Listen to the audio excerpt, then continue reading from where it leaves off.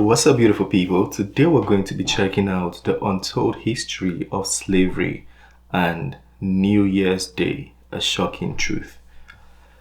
Gets me really curious, but let's see. Welcome to the channel and thank you for tuning in to my first video. In today's video, we need to shout out the channel. The channel is Melanin Footprints and this is his first video. we're going to delve into a dark and often overlooked chapter in history. The connection between New Year's Day and slavery. Prepare to be shocked as we uncover the untold story behind this seemingly celebratory day. If you enjoy learning about hidden histories and want to follow the footprints of melanated individuals, be sure to subscribe and hit the notification bell to never miss an upload. Now, let's get into it. On the surface, New Year's Day is associated with new beginnings, resolutions, celebrations, hanging out with families, working on goals, continuing to work on previous goals. However, for many enslaved individuals, this day was anything but joyous. New Year's Day held a much darker meaning during this era of slavery in America. It was a day that symbolized the continuation of their enslavement rather than liberation. Let's explore why. This practice was known as Hiring Day, or as others would call it, Heartbreak Day. Historically, January 1st marked the day when enslaved individuals were hired out to new slaveholders. This practice allowed slaveholders to profit financially by leasing out the labor of enslaved people. Okay, let's put it in today's terms. Kind of like renewing a contract. Your job hires you out to another company for a year and then you return. Now, with the labor laws and regulations set today, you're entitled to a safe work environment. This was not the case for enslaved people. The hiring out process often involved public auctions where enslaved people were paraded, inspected, and sold to the highest bidder.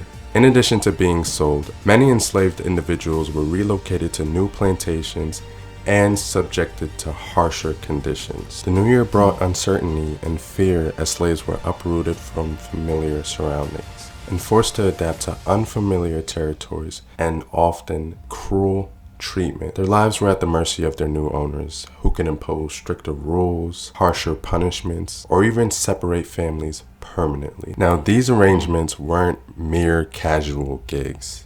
They were formalized contracts that spanned the year between January 1st and Christmas. Notes and bonds exchanged hands, and this marked the start of a grueling 50-week term. No one was exempt from the hiring market.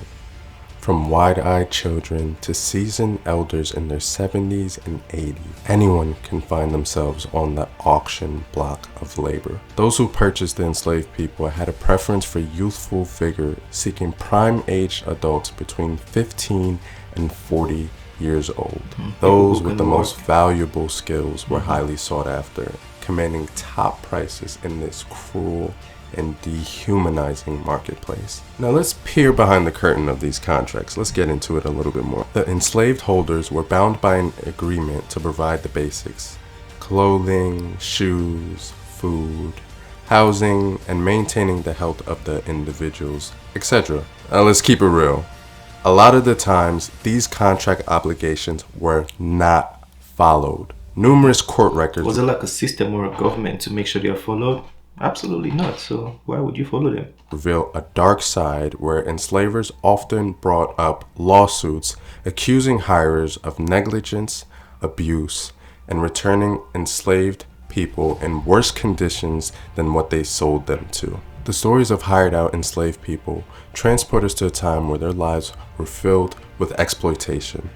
Instead of being able to reunite with their families or celebrate the new year, enslaved people were forcibly separated from their loved ones with no say in their fate. Imagine the fear and anguish they experienced, torn apart from their families and subjected to the dehumanizing spectacle of being treated as property. These auctions were not only physically brutal, but psychologically traumatizing as well, and it spans to our generation today.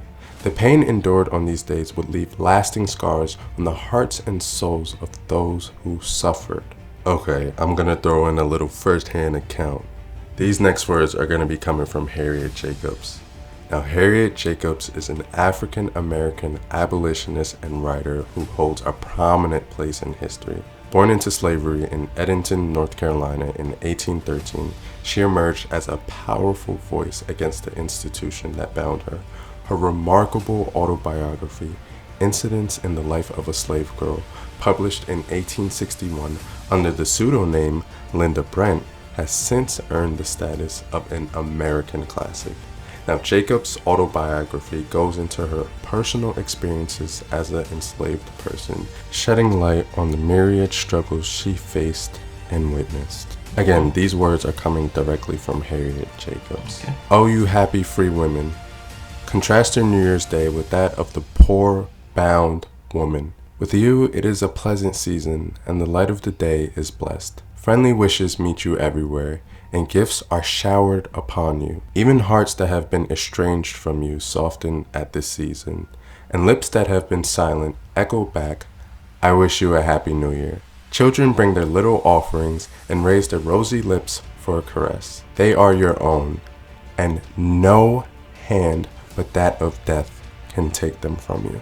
But to the slave mother, New Year's Day comes laden with peculiar sorrows. She sits on her cold cabin floor, watching the children who may all be torn from her the next morning. And often does she wish that she and they might die before the day dawns. She may be an ignorant creature, degraded by the system that has brutalized her from her childhood. But she has a mother's instincts and is capable of feeling a mother's agonies. On one of these sale days, I saw a mother lead 7 children to the auction block. She knew that some of them would be taken from her, but 7. they took all. The children were sold to a slave trader, and their mother was bought by a man in her own town. Before night, her children were all far away. She begged the trader to tell her where he intended to take them. This he refused to do. How could he, when he knew he would sell them one by one, wherever he could command the highest price? I met that mother in the street, and her wild, haggard face lives today in my mind. She wrung her hands in anguish and exclaimed, "Gone, all gone. Why don't God kill me?" I have no words wherewith to comfort her.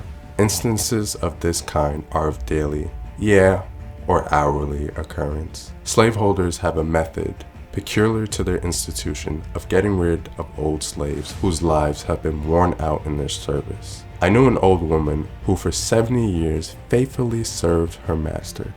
She had become almost helpless from hard labor and disease. Her owners moved to Alabama, and the old black woman was left to be sold to anybody who would give $20 for her. This ends our first-hand account, and wow, just the power of her words just really paints the picture of what these people went through. Despite the despair and hopelessness, enslaved people displayed incredible strength and resilience. Many fought against their oppressors, found ways to preserve their cultural traditions in spite being treated unfair.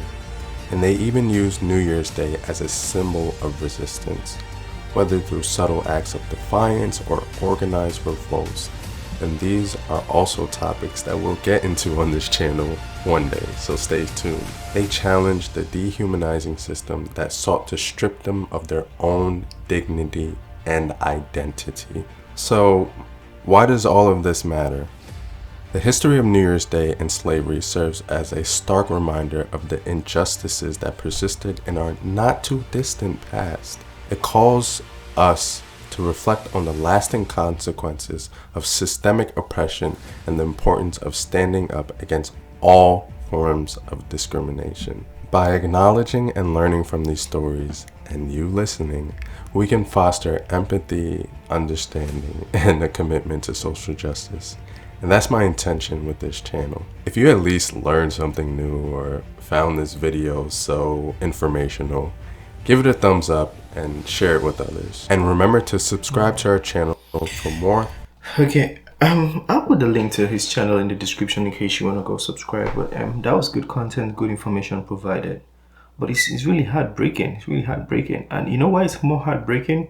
is the fact that this was whatever he was talking about was from, I think, like the 1800s and early 1900s, 1900. But this slavery hasn't ended till today. I was watching a video by Candace Owens, and she mentioned that the smallest calculation she could get of the slave trade going on right now in North Africa is 700,000. The smallest, 700,000.